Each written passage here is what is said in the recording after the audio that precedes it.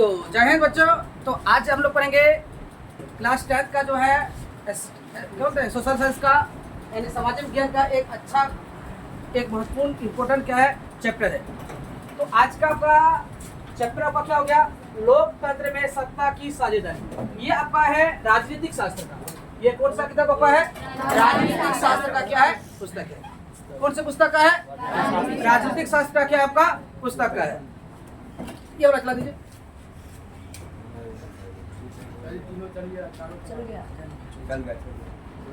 और इस प्रकार से करना है जैसे अब देखिए। तो उसके बाद देखिए ध्यान दीजिए। तो आज का पुस्तक क्या आपका सामाजिक विज्ञान का ही एक विज्ञान का क्या नाम है? राजनीतिक शास्त्र। आप जानते हैं राजनीति क्या होता है? हमारा पूरा देश का जो बागडोर होता है ना, वो किसके हाथ में है? राजनीति पर है। हर एक चीज में आपका क्या होता है? राजनीति। कोई भी काम देखिए, राज का नीति, नीति मतलब क्या होता है? नियम। नीति का मतलब क्या होता है? नियम होता है। और राज्य, जो भी राज्य में रहते हैं उसका नियम।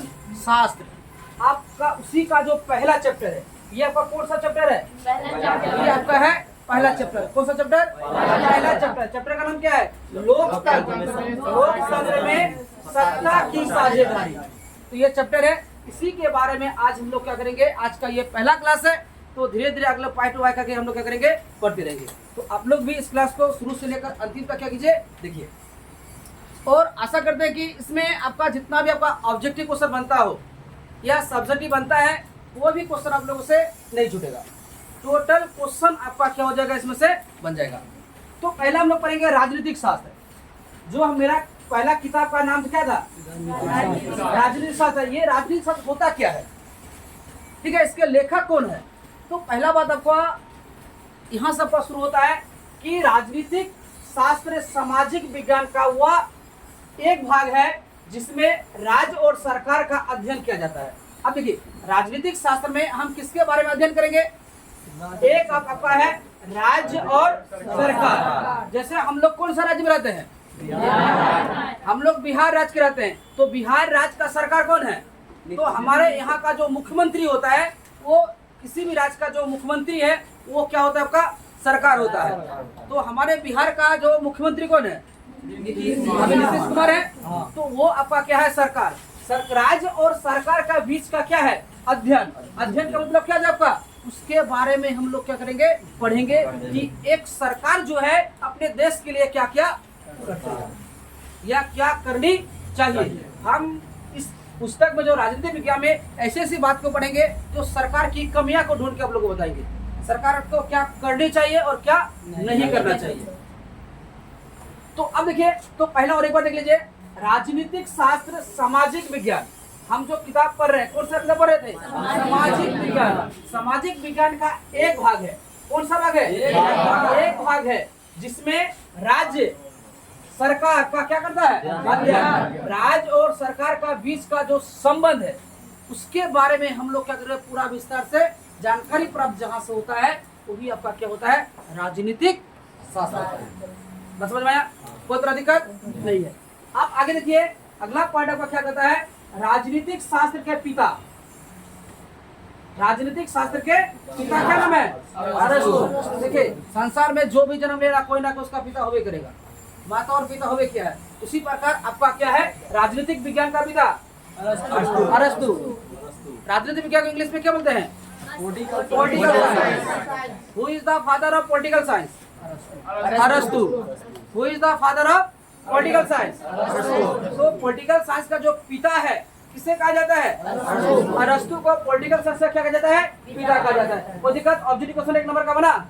देखिए कितना नंबर का ऑब्जेक्टिव यहाँ से आज का क्लास में हम लोग को बन रहा है। और आपका सब्जेक्टिव भी आपका क्या करेगा, बनेगा। तो पहला क्वेश्चन हमने क्या पढ़ लिया था पहला लाइन में? राजनीतिक विज्ञान का पिता कौन है? अरस्तु आपका पिता है।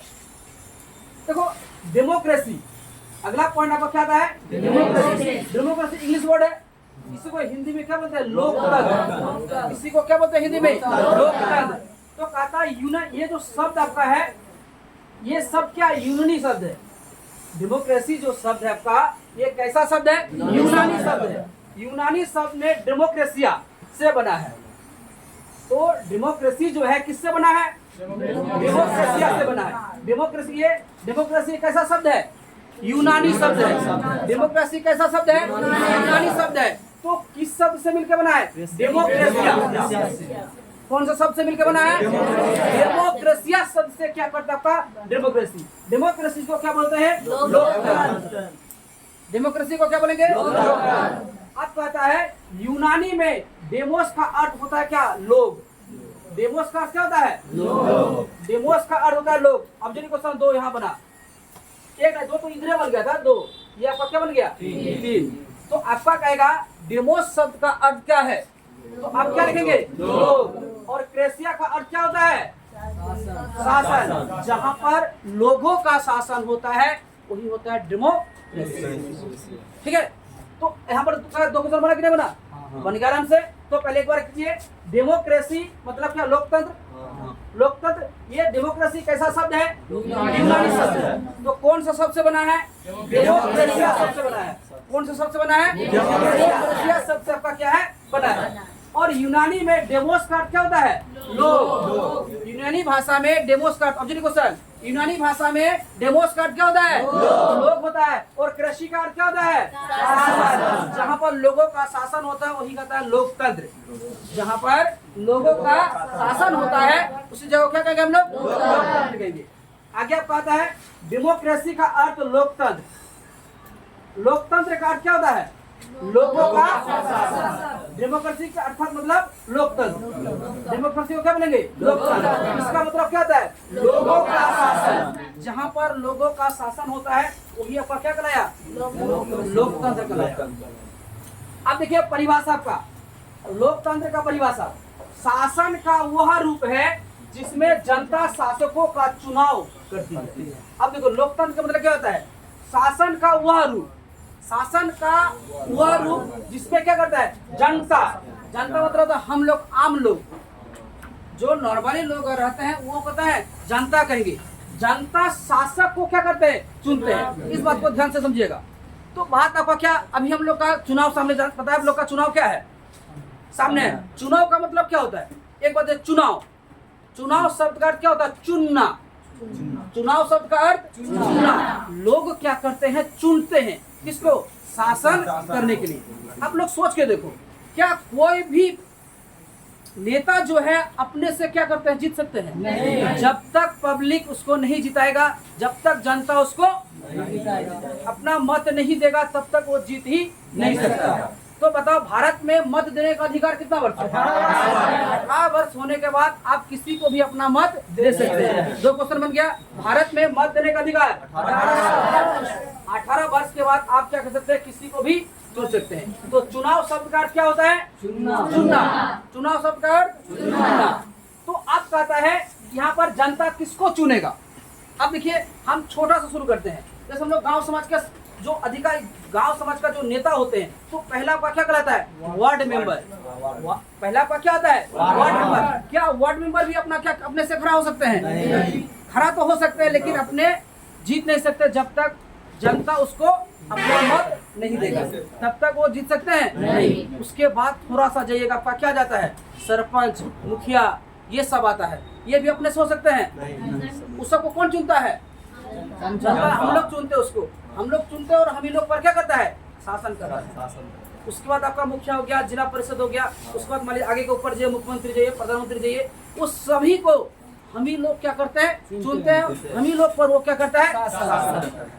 देखिए आप हमारा जो ये जो भारत है, तो भारत में जनता क्या करते हैं? प्रतिनिधि को चुनते हैं। जनता क्या करते हैं? प्रतिनिधि को चुनते हैं। वही प्रतिनिधि जो है हम पर ही क्या करता है? तो अगला है, एक बात, एक व्यक्ति है जिसका नाम है अब्राहम लिंकन। एक यहाँ तक समझ आ गया आप लोग का? कोई दिक्कत नहीं है। तो अब देखिए अगला व्यक्ति का क्या नाम है? Abraham Lincoln. क्या नाम है इसका? अब्राहम लिंकन ने क्या कहा? लोगों के लिए, लोगों की ओर, लोगों के द्वारा चलने वाली शासन व्यवस्था ही लोकतंत्र।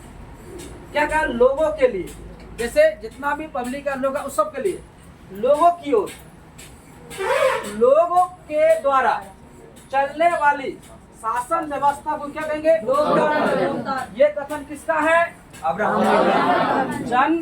अब्राहम लिंकन का। अगला कहता है लोकतंत्र में लोग ही शासन के केंद्र बिंदु है। ऑब्जेक्टिव क्वेश्चन, लोकतंत्र में शासन का केंद्र बिंदु कौन है?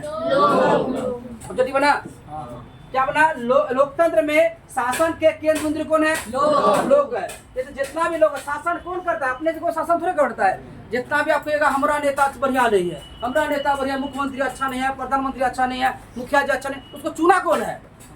हम लोग चुने हैं। हम लोग चुनने के बाद उसको क्या बोलता है? ये अच्छा नहीं, वो अच्छा नहीं है। चुनने वक्त ये याद नहीं रहता है कि मान लीजिए ये मुखिया रहेगा अच्छा रहेगा, कि अच्छा रहेगा, वो अच्छा रहेगा, ये बात को पता है? नहीं रहता है। तो उस समय क्योंकि पिछवाड़े से क्या आता है? गांधी जी। उस समय पीछे से क्या आ जाता है? गांधी जी आता है। इसके लिए उस समय क्या है? बढ़िया है। उसके बाद कुछ दिन तक जाते हैं, ये बढ़िया नहीं है, वो बढ़िया नहीं। जब उसको चुनाव में जीता तो उसको समझ में नहीं आया था कि मान लीजिए कौन बढ़िया है कौन बढ़िया नहीं है। क्या आपके गांव समाज अगर कोई व्यक्ति सालों भर से रहेगा, 5 साल 10 साल रहेगा, क्या आपको पता नहीं रहेगा वो व्यक्ति कैसा नहीं है? क्या चुनाव जीतेगा 5 साल के बाद हमको 2 साल के बाद 3 साल बाद ये काम नहीं करता है, वो काम नहीं करता है, ये बात बोला जाता है। तो इसके पहले आपको क्या करना है? लोग ही सब कुछ क्या करते हैं? नाश करते हैं। और हमारे गांव समाज में कुछ कुछ ऐसा व्यक्ति है जो जहर का क्या करते हैं? काम करते हैं। जहर मतलब जानते हैं? पेट में अगर जहर जाता है तो एक ही व्यक्ति बढ़ता है। अच्छा बात को ध्यान दीजिएगा, पेट में यदि जहर जाता है तो एक ही व्यक्ति को मारता है, अगर कान में अगर जहर जाता है तो सैकड़ों व्यक्ति को मारता है। फिर से लाइन को दोबारा दिमाग में बैठा लीजिए। पेट में यदि जहर जाता है तो एक व्यक्ति मरता है, यदि कान में अगर जहर जाता है तो सैकड़ों व्यक्ति को लेके जाता है, बहुत सारे आदमी को क्या करता है? मारता है। अब देखिए, कान में जहर जाने का मतलब ऐसा कोई बात आपका किसी कान में अगर सुन जाता है, उसी में क्या करता रहे? फैलाते रहे। जैसे नेगेटिव बात बोलते हैं, नेगेटिव सोच बोलते हैं, तो आदमी को क्या कर देता है? वो आगे बढ़ने से क्या रोकता है? ही नहीं रोकता है। अगर आपका जहर जाएगा तो आपका क्या करेगा? वो